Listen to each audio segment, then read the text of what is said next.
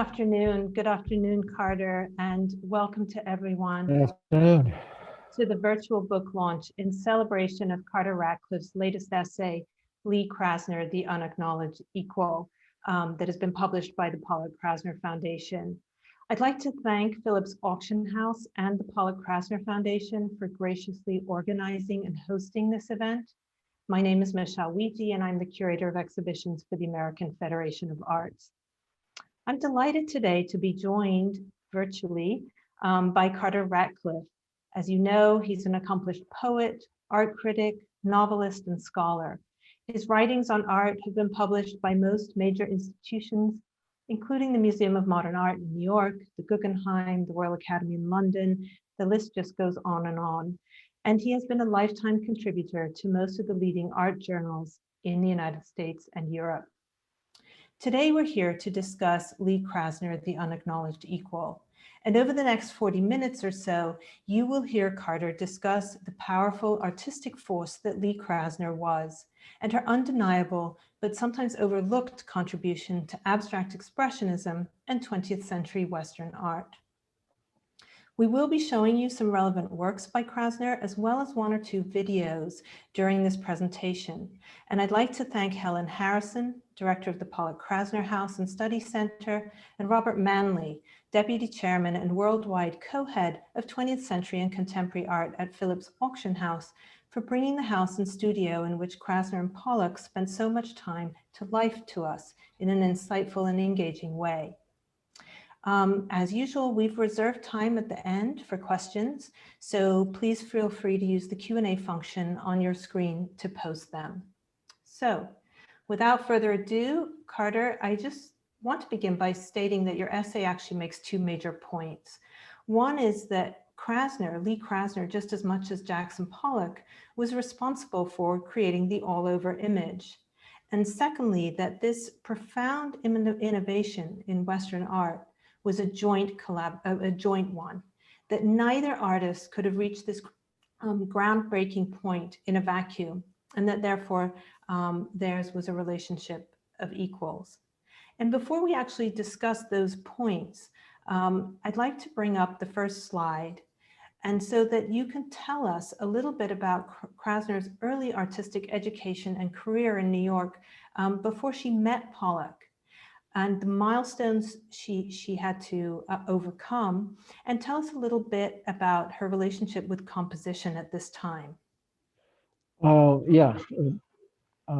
you for that introduction. And Krasner said there's nothing in Krasner's background that suggested she would become an artist. Somehow she just knew she would be an artist from a very early age. And so she applied to various high schools in Brooklyn and in Manhattan that had art programs. She went to the National Academy of Design. She studied at the Art Students League. She studied at Cooper Union. All of these in those days, we're talking about the 1930s now, were quite conservative institutions. She did well. Her rather irascible and stubborn personality emerged early in her life, so she didn't always get along with her instructors, but she got along very well with art, you could say. She was very accomplished, but at a certain point, she began to become aware of the modern art that was available to be seen in Manhattan, in the galleries. And then, of course, the Museum of Modern Art had opened in 28 or 29, I can never remember exactly when, but she became an habitué of the modern, and it led her to the Hans Hofmann School of Painting. Now, Hofmann was a very interesting character. He was German, but in the early part of the 20th century, he'd been in Paris, he'd gotten to know Picasso, he'd gotten to know Matisse, and he set up a school in Munich, the city of his birth. He had students from all over, including Americans, two of whom invited him to come and teach at the University of California in 1930. When that stint was over, he decided not to go back to Germany. The Nazis were coming into their ascendance, and they defined the kind of art he did as degenerate art. He realized it wasn't going to be a hospitable place for him, so he stayed in America, not in California, but in New York, where he opened his school of painting. And Lee Krasner ended up there. She ended up becoming his star pupil, really, although he never quite acknowledged that. And once he said of one of her drawings, "This is so good, you wouldn't know it was by a woman." Yeah. That is tells you a lot about Hans Hofmann, but it also tells you a lot about the world that she was in, and why she wasn't, even now, you could say, hasn't been acknowledged as an equal. She was in I think it's fair to say, a misogynistic art world, Mhm. an art world where women were not taken seriously. She was very serious. She was very devoted, and uh, she just plowed through all these difficulties and slights and so on that she encountered on her way to where she finally ended up, which in my view is one of the front rank figures in the history of abstract expressionism. Now, what she mastered at the Hoffman School was something, she mastered a modernist idiom, but she also mastered something that had carried through from the very beginnings of Western art through the modernist period, namely the basic idea of how to structure a painting. And in the academy, this was called composition. Avant-gardists often tried to avoid that word because it was so old-fashioned and so academic. But all the great modernists, including Hoffman, were masters of composition. Composition is a way of ordering the elements of an image, abstract or figurative, so that they're harmonious. They're resolved, they have a clear and evident relationship to the frame. And I think we see that in this nude study from the late 30s by Krasner. This is done in in Hoffman's classes.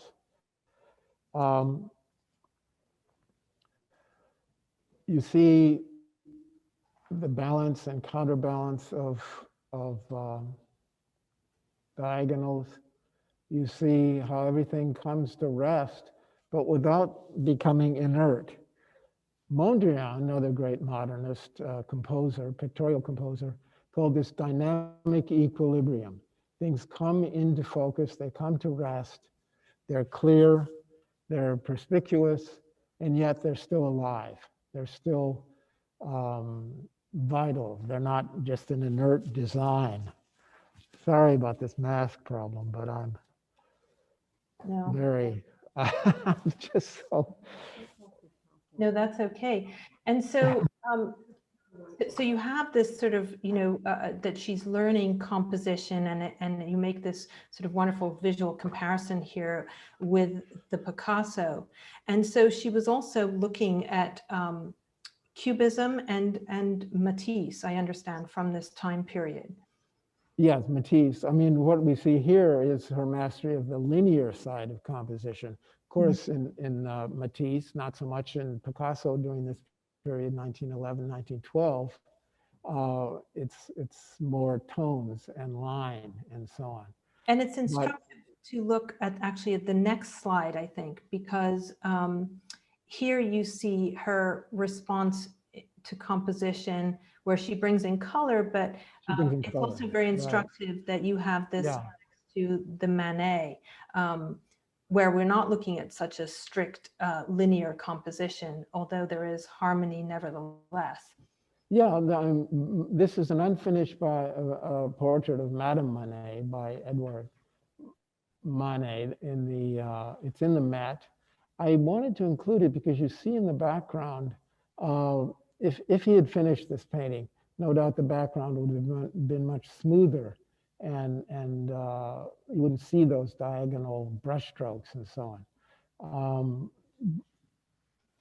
But it's interesting that even in the part of the canvas that's going to be covered up, he's still echoing the diagonals, the play of balance and counterbalance of diagonals that characterizes and shapes the main figure. And you see that again in the still life. This is a typical, Lee Krasner wasn't the only Hoffman student to make paintings like this. He would do still life setups and then ask the students to abstract from it, to find a play of forms. And in this case, as you mentioned, color. And that's part of the Matisse heritage, although she's not doing Matisse colors.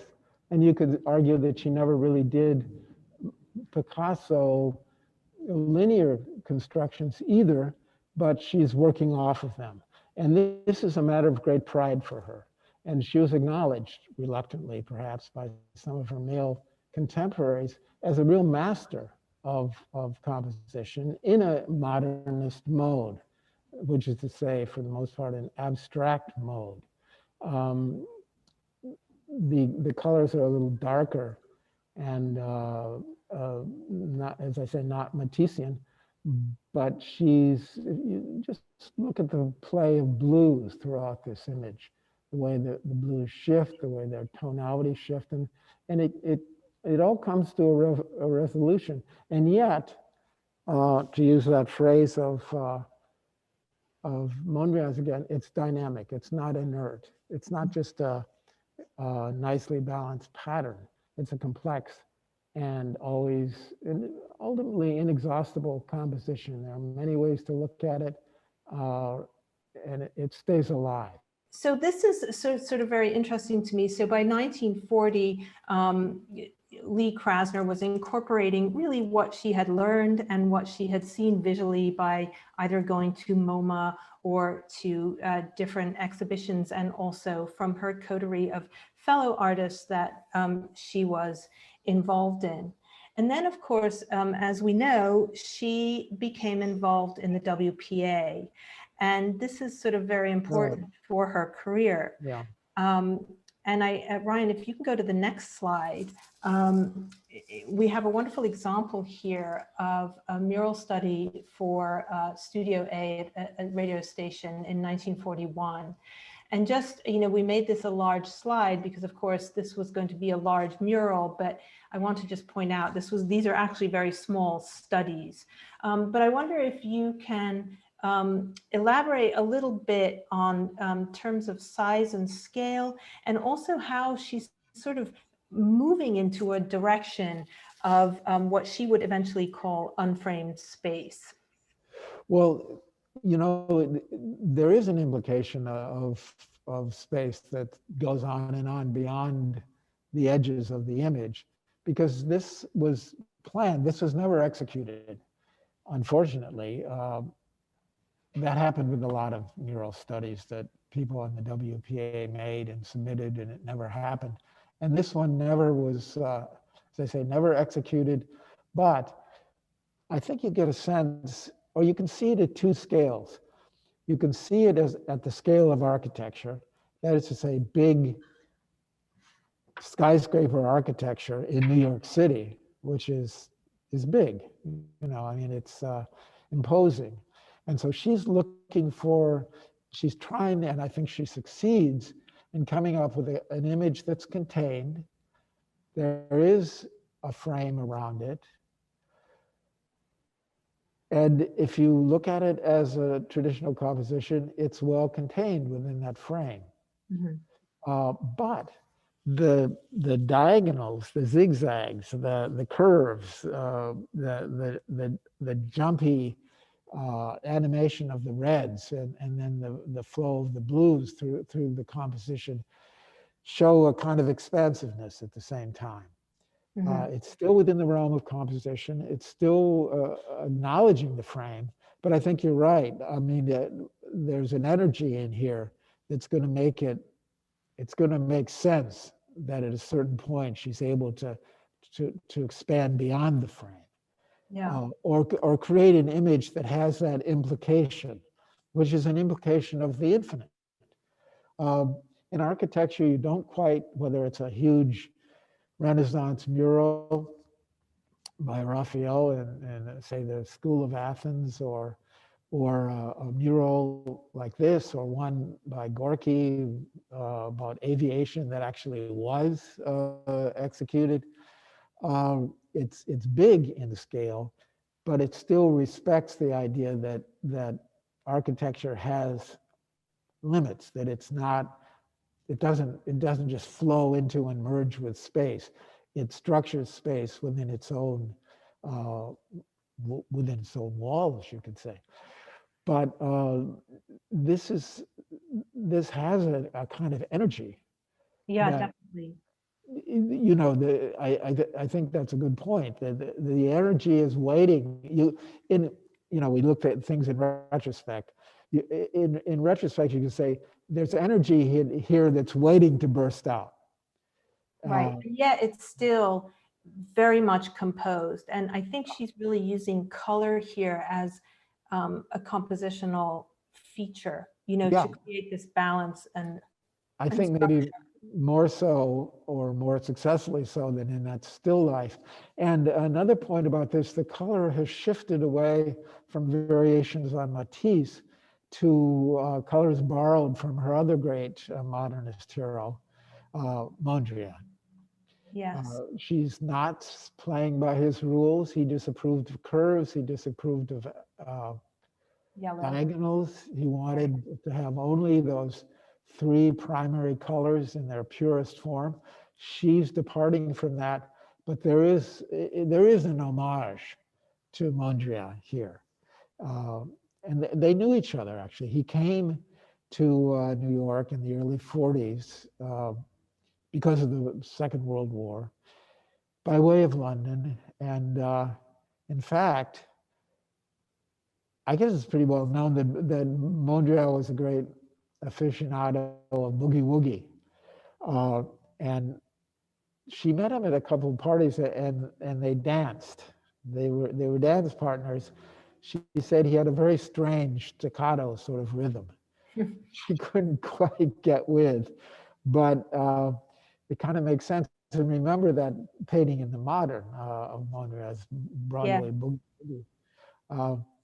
So this has her own version of that liveliness. Yeah. So this was 1941. So by 1943, Krasner had definitely met Jackson Pollock but was still in New York City, and she got to know him very well, and then she realized that he was sort of on a breakthrough to new territory in his own work, and she intuited this. And she reacted by having a sort of impasse in her own work, which she referred to as the blackout period. And I want to just keep that in mind, because now we're going to move really to the first video, which will take us roughly to 1946, when she and Jackson Pollock moved to Springs, and this becomes such an important year for Krasner and for the all over image. So Ryan, if you can let people see this wonderful video, that would be terrific. As we're standing here in this gorgeous landscape, it always makes me wonder, why do two young artists active in the New York art scene, living in the center of the art world in the US, if not the world, why did they move here to this fairly secluded place? It was actually Lee's idea to move out here, but she wanted to come out for the winter. It would be a part-time thing. But he said no. When they went back in the fall, he changed his mind. And he told her that they should move out here full-time, buy a house and settle down. Of course, the question was, what were they going to do for money? They didn't have any money, but Jackson's patron, Peggy Guggenheim, did. So it became Lee's job to convince Peggy that this was a good idea and that she should put up the money. Where did they work? Well, first they worked in the house because they had to rent it while Lee convinced Peggy that she should lend them the down payment. So they had studios inside, and he upstairs in an unheated bedroom, and she downstairs in the back parlor near a wood stove. What was the division of labor like between the two artists? You know, owning a house is a big responsibility, a lot different than a New York apartment. Definitely. I mean, both of them, I think, were in for a bit of a rude awakening when they moved in. They didn't have any plumbing or central heating. You can see behind us is a little white building, the outhouse. And Jackson admitted that it was what he called a little tough on a city slicker. But he'd been in New York City since he was 18. And Lee, of course, was born in Brooklyn, lived in New York her whole life. So there was a kind of culture shock, if you like, but they were determined to make a go of it, and they did. How do you think being out here affected Lee's work? I think it was crucial for her to move out from the city because, according to her, she had really hit an impasse. Whatever it was about the environment or the change of scene just allowed her to see everything with fresh eyes. And she started doing these beautiful all over, what she later called her little image paintings, that were a real breakthrough for her.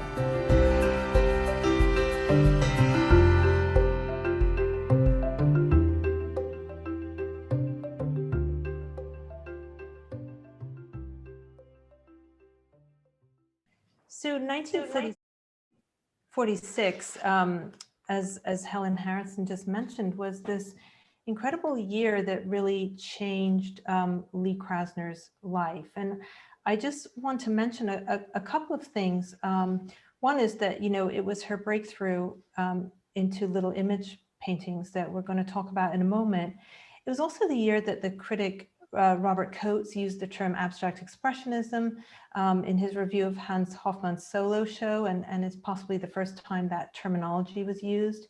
And it's also the year that Ad Reinhardt, I think, created a cartoon of how to look at modern art in America.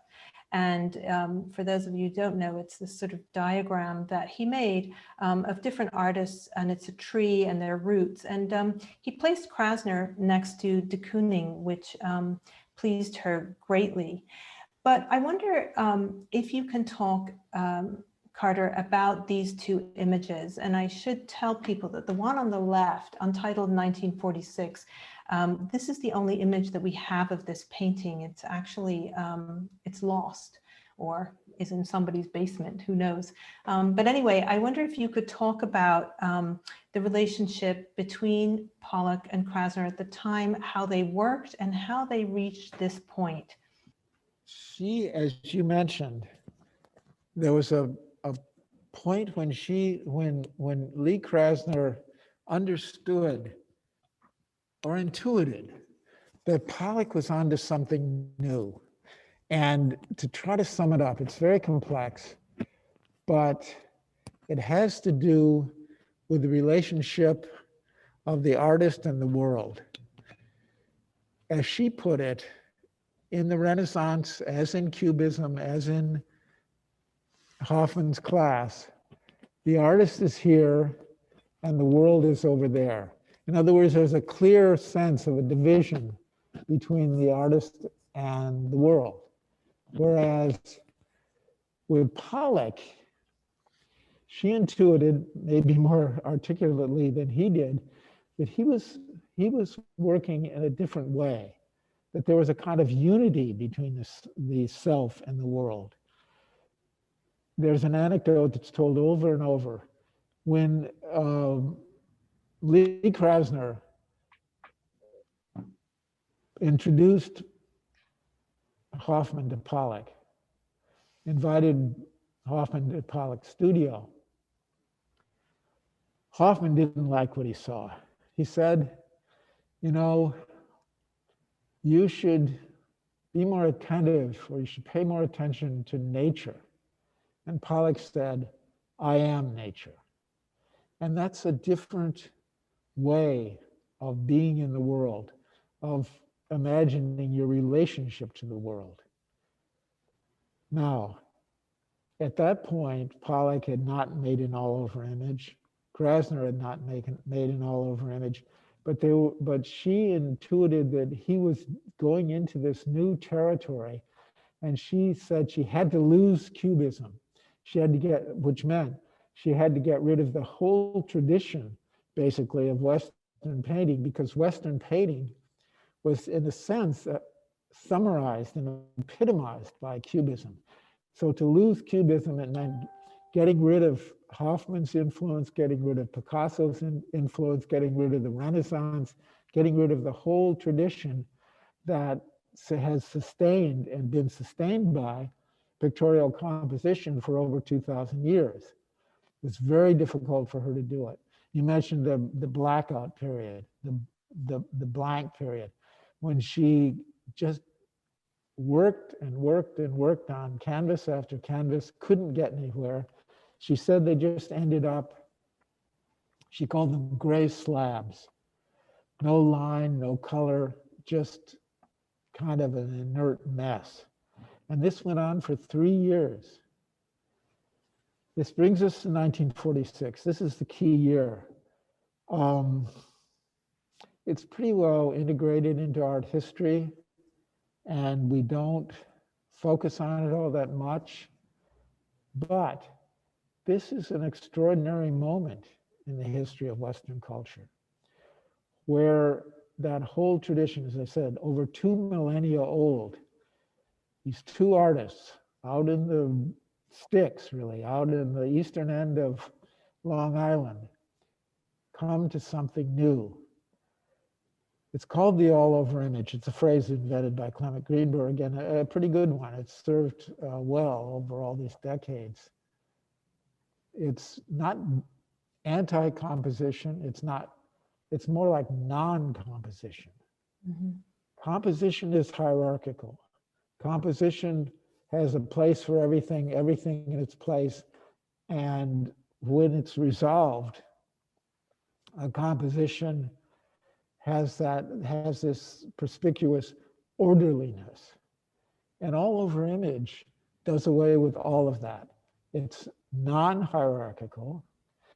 Pictorial incident is local. It's not chaos, as people said when they first saw all-over images. The order is local, and it's not contained, except literally. Of course, a painting has to stop when it comes to the edge of the canvas. But because all the incident is equal, because it's not organized in a clear hierarchy, there's an implication that it could go on and on forever. Krasner came up with a great phrase for it. She called it unframed space. Literally, of course, it's framed, but the sense of it is of a kind of expansiveness that implies the infinite, and somehow it makes sense to me that this was an American invention. There's a sense of space here, a sense of possibility, and a kind of impatience with hierarchy and historical expectation that not everyone in America feels, but many have. Yeah. And do you feel that, 1946, because, it's the end of the war, and do you feel that there's this sense of turning over a new leaf or forging through to new boundaries? That's neither Krasner or Pollock say anything that would justify that, but it's hard to avoid the feeling that with the war over, Mm-hmm. that a new era was beginning, and new possibilities were opening up. And here is one, an extraordinary one, that was actually realized in that year, right after the end of the Second World War. There was that sense of triumph and optimism in America with the end of the war. And I think it's reflected. I think you're right. I mean, that this is again, there's no direct cause and effect, but artists, Krasner was political in the 1930s. She was a leftist. Mm-hmm. Pollock never was much one way or the other. And by the mid-40s, they were isolated out in Springs, but they couldn't have avoided feeling what was in the air. I mean, it was such a relief, for the war to be over. And there was, again, triumph and optimism. And no doubt it is related, although, again, there's no documentary evidence of that effect. Neither one of them said anything to support that idea, but you do have that feeling of just things opening up and a kind of a breath being let out. And it's an extraordinary moment. Now, the question is, who made the first all-over painting? Right. And we don't know. It's always been assumed by art historians that it was Pollock, because Pollock became, well, Pollock. I mean, he's such a massive figure in the history, not only of American art, but 20th century art. So I have a feeling it's never really occurred to historians and critics to doubt that it was Pollock, because he burst onto the scene with the drip paintings. These are the sort of archetypal all-over images for most people. The fact is that there are drip paintings by Krasner from 46, 47. They don't exist anymore. They exist only as photographs. And we don't really know if she did it first or if he did it first. But there's a certain sense, this is the key argument in my essay, there's a certain sense in which it doesn't matter. Yeah. Because whoever did the first one did something very strange, and something that would have prompted a question that Pollock was still asking in 1950, looking at one of his strip paintings. Is this a painting? And the answer is no. By the standards that had prevailed in Western culture ever since the time of classical Greece, Athens, wasn't a painting. It was just sort of a who knows what. It didn't conform to any of the standards of serious painting, legitimate painting. So I believe that if there hadn't, whoever painted the first one, the other one was an equal partner in the creation of the all-over image, because the other, who didn't paint it, had to stand in for the audience that would, or had to be the audience that would accept it, that would validate it, that would it had no, see, we have this image of the isolated artist, Cézanne, all alone in the south of France, or there are any number of figures like that. Yeah. But they're not really alone. They're connected, and they're very self-consciously connected, not only to tradition, but to their actual audience and their ideal audience. And so the studio, in a kind of imaginary sense, of any artist is very heavily populated by the past, by the present, by the hopes for the future, and the figures who embody those. Yeah, and the imaginary viewer. I mean, the viewer. Yes, the audience. Yeah. Now, the thing about the first all-over image, it had no past. It was a break of a radical nature that I don't think we've really taken the measure of with the past. So it had no past. It could only have a future, and it could only have a future if there was someone there immediately to respond to it, for whom it would be intelligible. Because for most artists, even the most sophisticated, that first all-over image would not have counted as a painting. It wouldn't have been intelligible as a painting. So it's extraordinary that, say, Krasner did the first one, and Pollock could see its future, could see something to do with it, or the other way around. Pollock did the first one, and she could see it. But I call them equals in the invention of the all-over image, because they needed that that collaboration. They needed that reinforcement of one another. And then they both went off making more all-over images in quite different ways. Right. You know, Pollock sorry, I'm just before we move on, because, you know, you just actually made a really nice segue into the next slide, but before we move on, there's two questions sort of have popped up on my screen, which I think are relevant to these slides.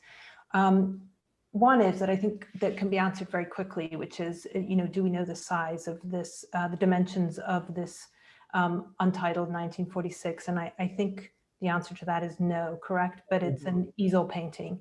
Yeah. So that's one thing. And then somebody just brought up, and I think we should address it now, is the subject of Janet Sobel. The Sobel conundrum. Yeah. Like, and I suppose to just fill people in on who Janet Sobel was and what she did. And go ahead. Well, the reason Janet Sobel comes up is because she, in the mid 40s, she worked in Brooklyn. She was not part of the Manhattan art world, but she did these really remarkable paintings using a method very similar to that of Pollock, drip painting. Now, there's a problem with understanding the all-over image, which has its roots in the assumption that the nature of the all-over image is dependent on a certain method, namely drip painting.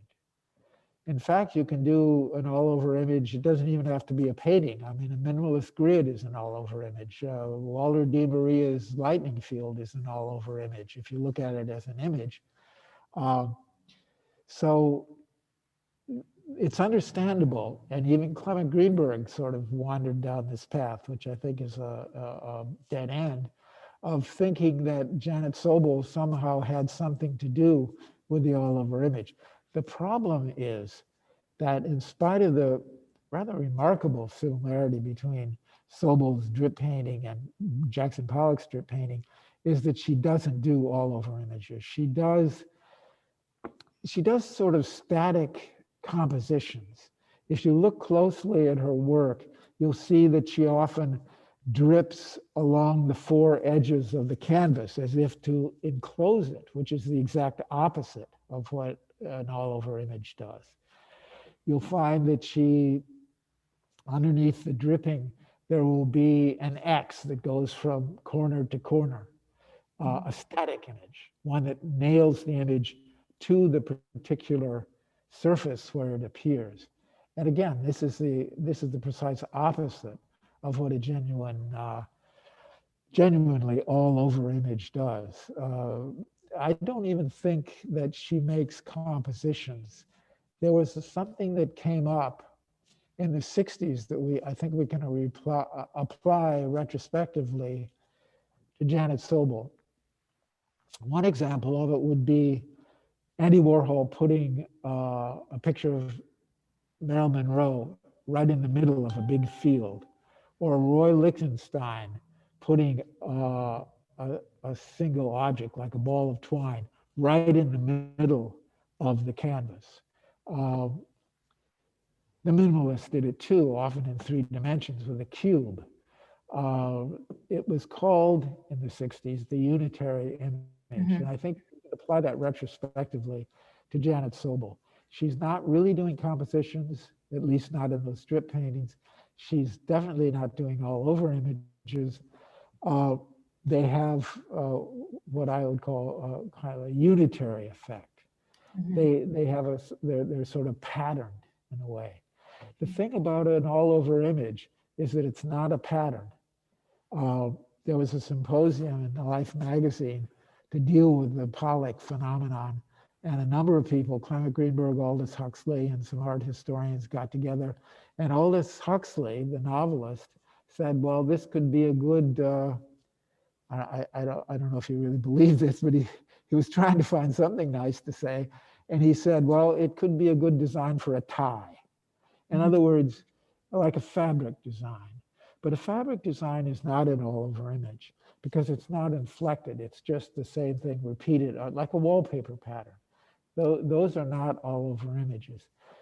An all-over image, to count as one, or at least for in Krasner and Pollock's oeuvre, you have to see that intention to, first of all, make everything local, to work off of things in the immediate, one thing working off another immediately and not with an eye to an overall compositional structure, and then to let these local incidents proliferate in a way that create this expansive energy that implies the infinity beyond the frame.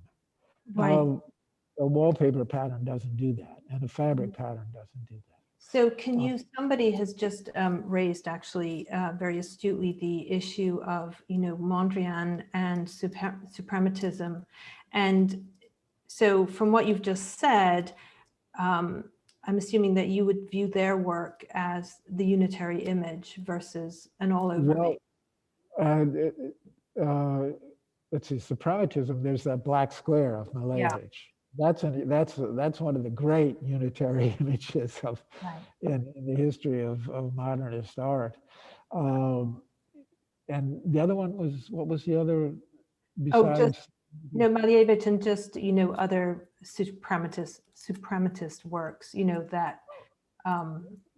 Michèle Wije, for the most part, didn't do unitary images. For the most part, he did very sophisticated compositions. And so did Elizitsky and others in that suprematist, constructivist milieu. They did things that sort of reached sometimes, especially Elizitsky, would reach beyond the boundaries of the medium of painting. So the painting would, elements of a composition would be constructed in 3 dimensions, but it's still a composition, and often very sophisticated ones. And Mondrian too, he hoped that his style of dish style would be the basis of a complete regeneration of the world, that the whole world would be made over and with the clarity and balance and dynamism that he achieved in his best paintings. And he would talk about it reaching to infinity. But the thing is that if that had ever happened, it's hard to imagine how it would, but if it had ever happened, what it would have been would be a composition that just extended throughout the whole world. I mean, you have to understand with these people, the thing that holds it together is hierarchy, and getting disparate parts into a hierarchical balance.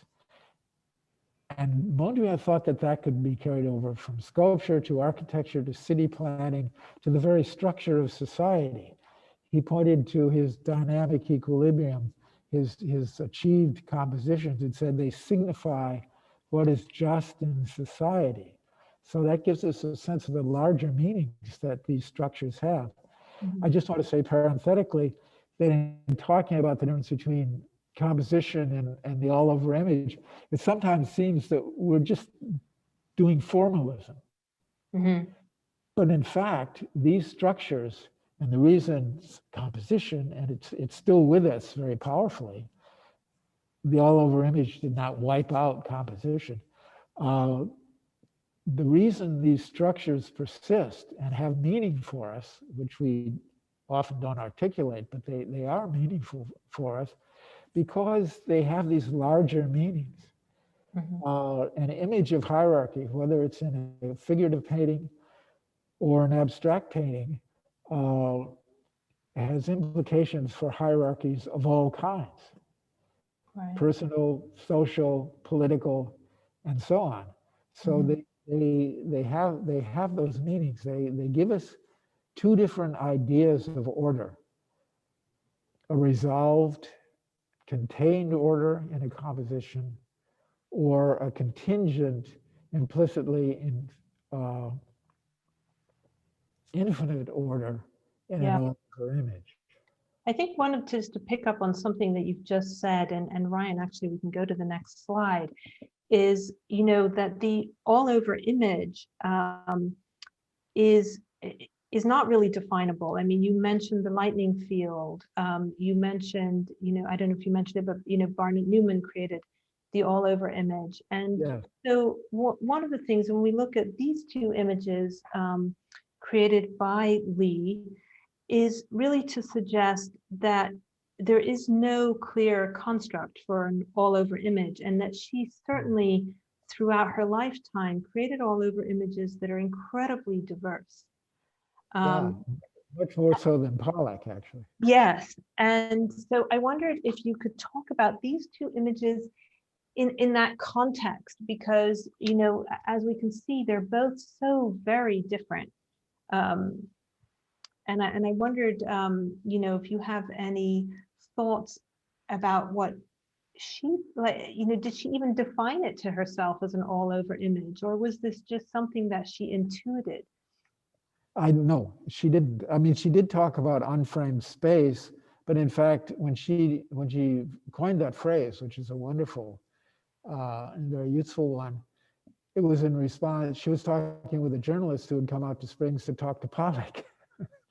So she wasn't necessarily talking about her own work, but it certainly applies to her own work. They didn't use that phrase, as far as I know, either Pollock or Krasner. It's an art critic's phrase, and I guess it's migrated into art history now. But the one, abstract number 2 from 46, 48, I don't know this for a fact, but I think the reason it has 2 dates is that it was done, there was a big gap between the underlying layer and the overlayer. The underlying layer looks to me like one of her very first all over images. Mm-hmm. In 46, which is when the all over image appeared, whoever did it first. And then she went back to it, and in a completely different style. I mean, she's so resourceful. I mean, it's almost like a different hand. The one that does the underlying drips and sort of dabs of color is one kind of gesture. And then this overlay, this sort of black lattice that overlays the underlayer. I assume that she did that in 1948, and it's another way of doing an all over image. So in a certain sense, we have 2 all over images in this painting. I think they work well together, even though there's no traditional kind of harmony between the colors or the styles. That fits with the openness of the all over image, that you can have within a single painting 2 different styles and the immeasurable gap between them, and yet they work together because they have the same expansive energy. Right. And they double up the energy. At this time, of course, she was still working in her bedroom, correct? I mean, Yeah. these are still obviously easel paintings. So she was still very much confined by whatever canvas size she decided to cut or buy, or I think actually, since we're sort of pressed for time, it would be actually great to see the second video now. And that'll give us a sense of both how she and Pollock were working at the time.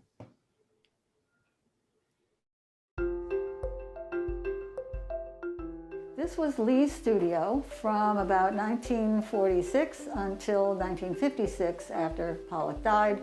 Then in 57, she moved into the Barnes studio. They only went into each other's studios by invitation, according to Lee. They liked to work in private. And then if she was having a problem, if she was having an impasse, she would call him in and say, "What do you think?" And he would say, according to her, oh, that's nonsense, just keep working.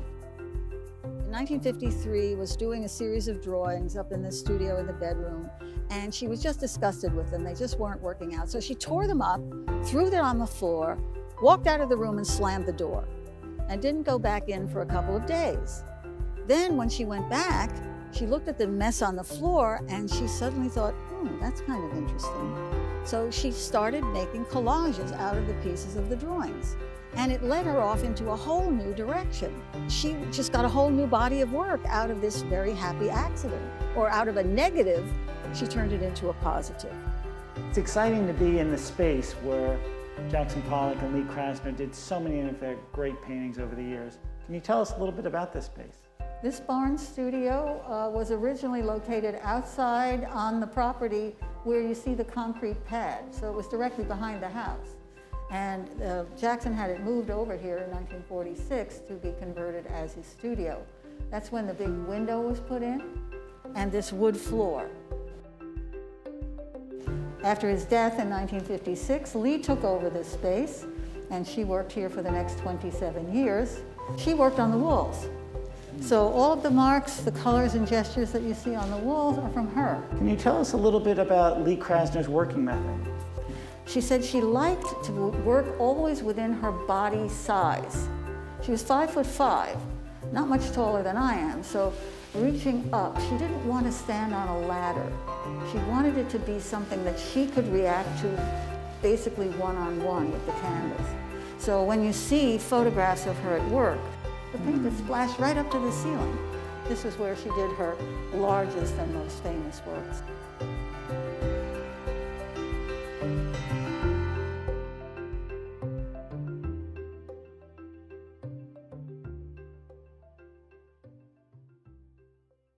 And so here on the left-hand side, we have one of the umber paintings painted in 1959, The Gate, which was also, a sort of pivotal year in a way for Lee Krasner because it was the year that her mother died. 3 years earlier, Pollock had died tragically. And she started painting in these very sort of darker tones. And I wondered if you could sort of discuss that and also discuss, the use of scale now, which is really the scale that she sort of stuck to in a way for the rest of her life. Would you say that's correct? Yeah, she did move up to these larger canvases. The thing about scale is a very small canvas can have, the image can have a very large scale, but it began to happen in with the abstract expressionists. You mentioned Barnett Newman, but it's true of Still, it's true of Rothko, it's true of Pollock and Krasner, and probably some others if we thought about it, that the easel, there was this idea of going beyond the easel painting, of getting up to the scale, or not the scale necessarily, but the size of architecture, and that would enhance the scale, which I think it does. And it goes back to that notion of I am nature. If you're immersed in nature, as opposed to standing outside it as a human being and observing it, then there's this sense of being in it that we don't really have with painting from the time of the Renaissance up through Cubism and later.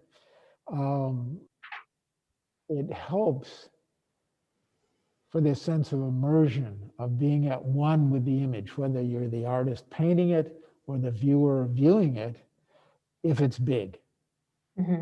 Scale can be big with a small canvas, but the scale is definitely big if it's a big canvas like this. This painting, The Gate, as we were mentioning, is one of the umber paintings. It was a series of works that Lee Krasner did when she was really suffering from insomnia, actually after the death of her mother. And by this stage, she had moved into Pollock's studio.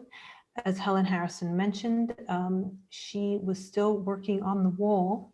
So I think there was a question by somebody whether she ever put her art on the floor. I don't believe that's the case. That was something that I was going to ask Carter on your behalf. The last slide actually that we have here is Paligenesis from 1971. And I know that Carter was very much interested in talking about the idea of nature with relation to this image. And of course, the image itself, the meaning of it is rebirth and metamorphosis. And that Krasner's works are really sort of not only situated in nature, but they're really an embodiment of it.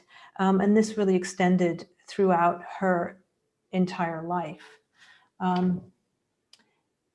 And so what I would like to say, I'm hoping that they can get him back on. Otherwise, we might need to finish right here, which is perfectly on time.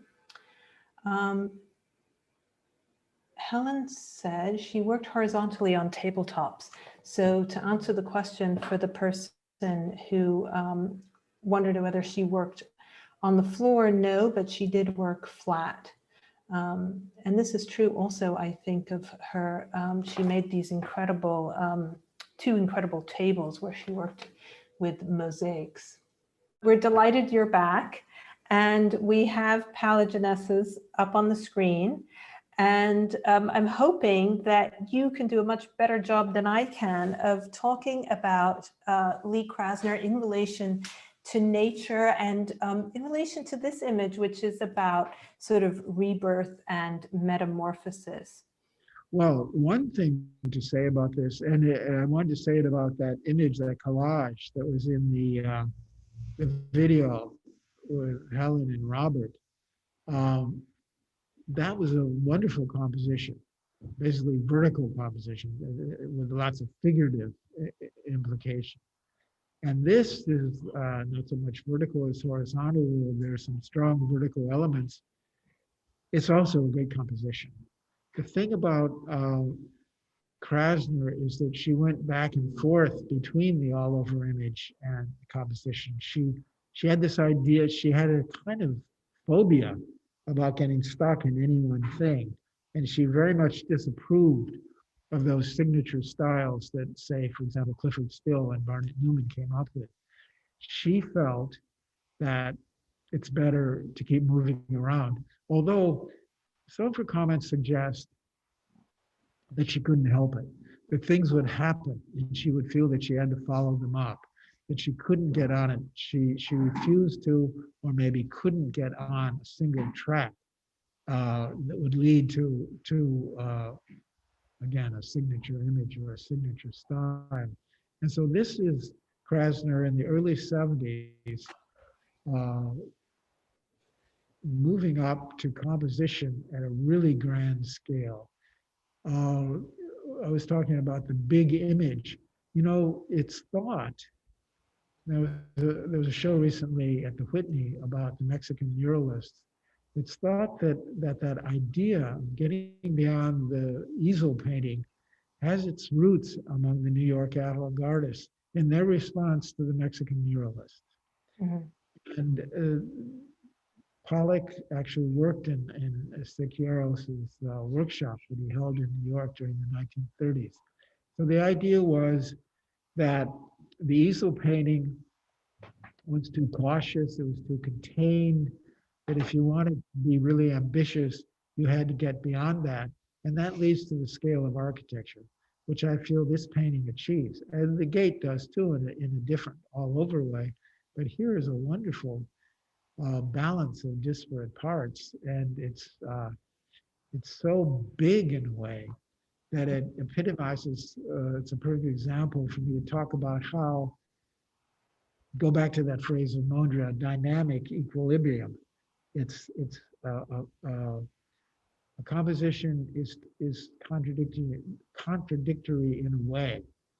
If it's resolved, there's a place where everything is in its place. But at the same time, it's not going to hold our attention very long if it's inert.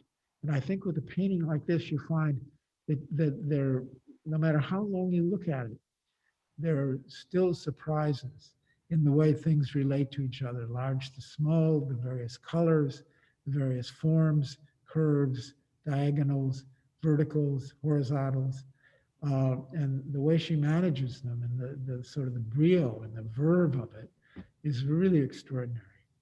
Um, so she broke through to the all-over image with Pollock in 1946, but that didn't lock her into anything.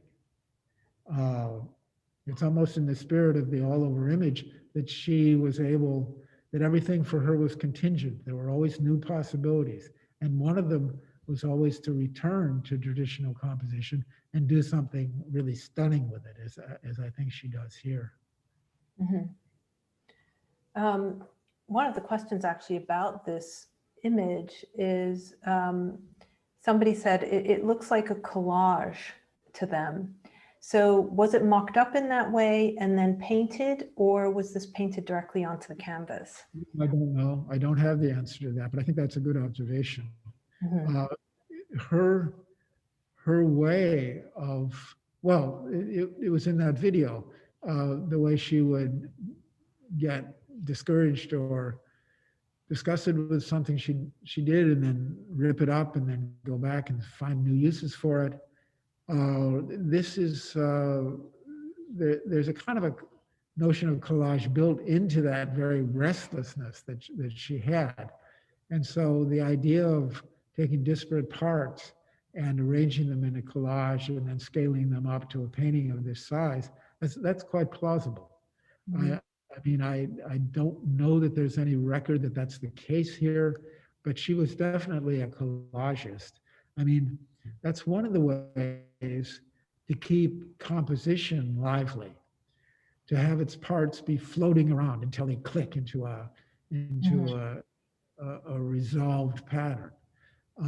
If you, I'm not saying you can't do that with drawing, but the idea of collage, whether it's Jean Arp or Braque and Picasso in 1912 or Lee Krasner later on, it brings a kind of, as I say, restlessness, a sense of possibility into what can become kind of the stereotypical solutions of pictorial composition. It brings a quality of play into it, which I think is one of the ways that composition stayed alive and interesting in the 20th century. Right. And this sort of resplendent use of color that's so Yeah, vivid and yeah.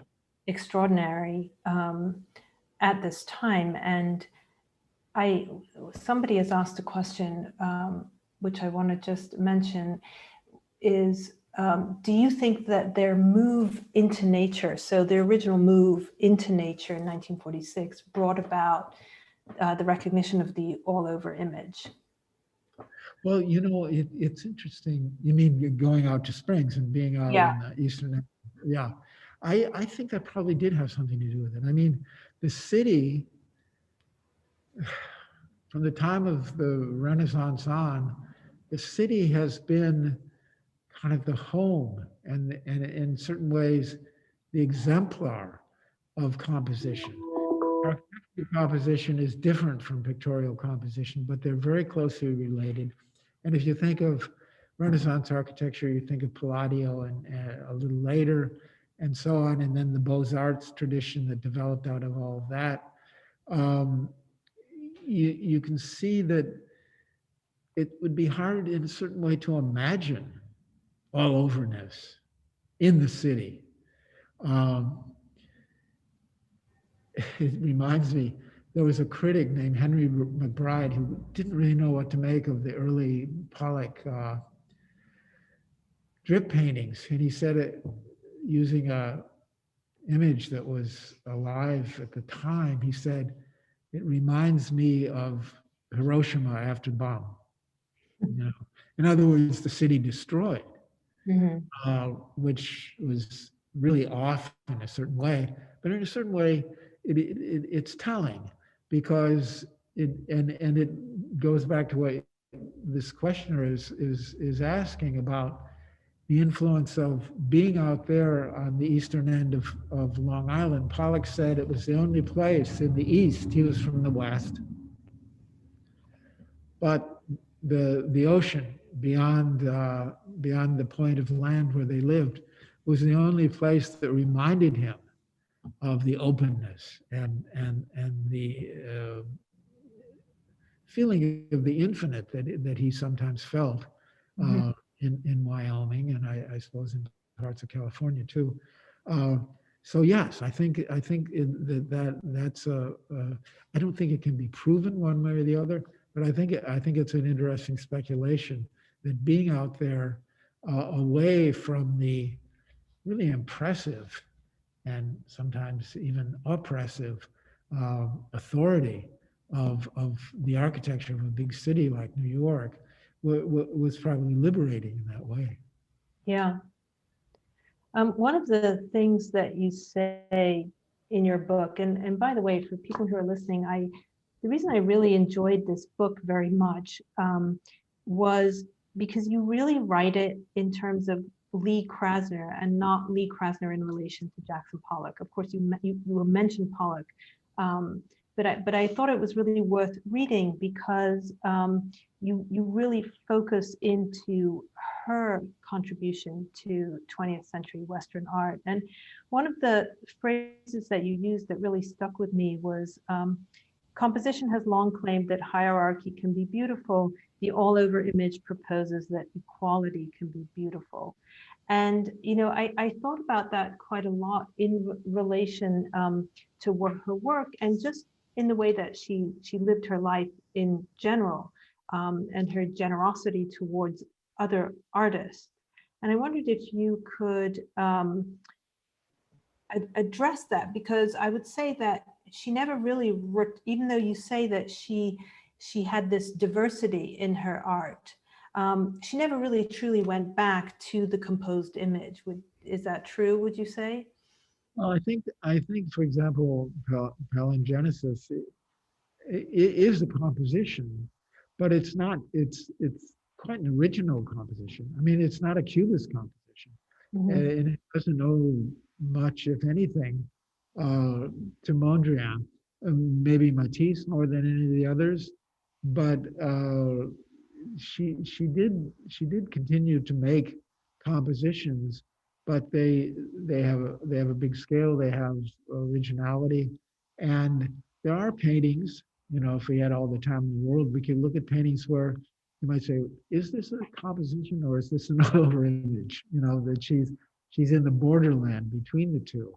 So yeah, she was she continued to innovate and within the premises of her own style, which was really quite sprawling and open and generous in a way, generous toward the very idea, the very possibility of pictorial invention. You know, and I don't mean that this is not, I don't mean this is a criticism, but what tends to happen with artists is they find their way of doing things. And that as the work continues, they do that thing better and better. And so, you know, we hope. And you know, there'll be a late style or whatever, but that it's all within a pretty narrow continuum. The thing that's remarkable about Krasner is the range. I mean, I think all her work is identifiable as hers, but it's really startling to go through the whole range of it and see how she moved around and how she refused to settle down into any one thing. I wonder, I think we're sort of more or less running out of time now, but you know, I want to just go back to this question about recognizing Lee Krasner as Pollock's equal. And, you know, if you can just touch upon why this historically has not been the case, and what do you think is different now? In other words, what sort of prompted you to really investigate this in an essay?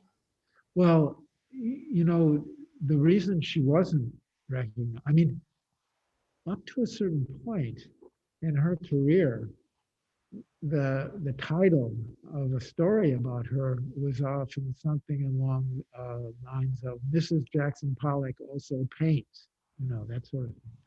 She was very much in the shadow of Jackson Pollock, and that's another sort of ready-made title, Out of the Shadows. Mhm. But if you say Jackson, this exhibition shows Lee Krasner coming out of the shadows, you're still acknowledging the shadows, and in a certain way, you're still keeping her in the shadow. Um, I, I, I began to notice in her interviews, talking about her life with Pollock and their life together in the studio, which has been mentioned, was usually a part of it. They'd visit each other now and again. That she was there with him, and he would appeal to her about decisions about where to crop a painting, where to put the signature, because it's not clear with an all-over painting whether what's up and what's down, and the signature usually signifies the lower right-hand corner. So there was a puzzle. I mean, if you're David or Raphael, it's pretty clear where the signature goes. But if you're Jackson Pollock and you're working on the floor, it's not. And he would consult her about these decisions. And I read a very interesting interview with B.H. Friedman, a friend of them both, but especially of Krasner. He worked on a long interview with her. There were a lot of revisions. And he had a note in the catalog that it was published in the catalog by Robert Hughes, about how, as they talked on the phone, revising the interview, she kept diminishing her part in Pollock's development. And that was a kind of a clue to me. There's a great mystery that we have no time to go into, and probably is unfathomable. But the nature of her devotion to him and her idea of his greatness, and her desire to advance him as an artist. So she, even long after his death, was minimizing the part that she had in his development. And that seemed like a kind of a clue to me that there was something more than was really on the record. And then when I went back looking at the catalog raisonné, and that moment in 46 where there's a drip painting by Lee Krasner, well, actually there are two, or just photographs of them, it occurred to me that it wasn't clear who did the first one. And from her account of their interactions, it was clear to me that they were very, very close. They were symbiotic, you could almost say, in their relationship as artists. They had a lot of problems as man and wife, but as artists, they were extraordinarily close. And this sort of clued me into the possibility that it brought into focus the strangeness of the first all-over image, and how it could have just disappeared into the realm of experiments that don't catch on. Mm-hmm. And that it had to be, the one who didn't paint it had to be there to support it, to find it intelligible, to find it meaningful. And that without that other, whoever the other who didn't paint the painting was, it would have just been an experiment. I mean, painters do all sorts of things. Sometimes they hold up their paint rag and say, gee, this is interesting. But they don't present that as a painting. And again, that question that haunted the all-over image in the first few years of its life, is this a painting? Mm-hmm. And they needed each other to answer yes to that, because no one else was, I think it's fair to say, nobody else was sophisticated enough to see it. Nobody else was daring enough to see that this was a new pictorial possibility. And I can't stress this enough, really new, a radical break with the past, something new in the history of Western culture.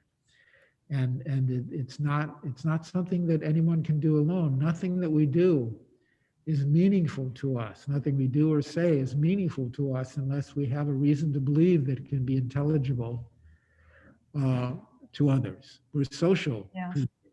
and we depend on each other for things to be meaningful. We have to sustain each other in the exercise of creating meaning. And this was an amazing moment, which we can't really know what went on, but at the very least we know that they were in it together and that they were in it as equals. I mean, that's a key point. And that's how they saw each other. Yeah. They saw each other as equals. They did. Yeah. And that was just to back off a little bit and look at the larger picture. It's arguable that Pollock was the only one who ever saw Krasner as his equal. Everybody else was focused on Pollock, the incipient celebrity, hero of American modernism and so on, and that all cast her into the shade, you know. But she persevered. I mean, it's amazing the degree to which she did. I mean, her belief in herself was extraordinary, perhaps stronger than Pollock's belief in himself. She talked about how doubtful he was at times and how lost he sometimes felt. But she was unstoppable, really. Yeah. So would you say that she fulfilled the role of a muse for Pollock, or that Pollock was her muse? I mean, is that how you would see it, or not such a direct? I think they were kind of reciprocal muses for each other, which is yeah. Well, muse is usually thought I don't know exactly how. Yeah, I think that we have reached sort of an end point here in terms, and I'm not seeing any more questions come onto my screen. And so I think it's really time for us to wrap this up. And I want to thank everybody for joining this discussion. And of course, I want to thank Carter for coming all this way to, in snow, I should say, to come and have this discussion. And I found it very illuminating. And thanks to Phillips Auction House and of course the Pollock Krasner Foundation. And I highly recommend the book. Well, thank you. And thanks. This has been a wonderful conversation, and I'm glad we had a chance to do Yeah, me too. And I hope we meet in person, at least in the summer. Right. All right. Take care. Thank you so much, everybody.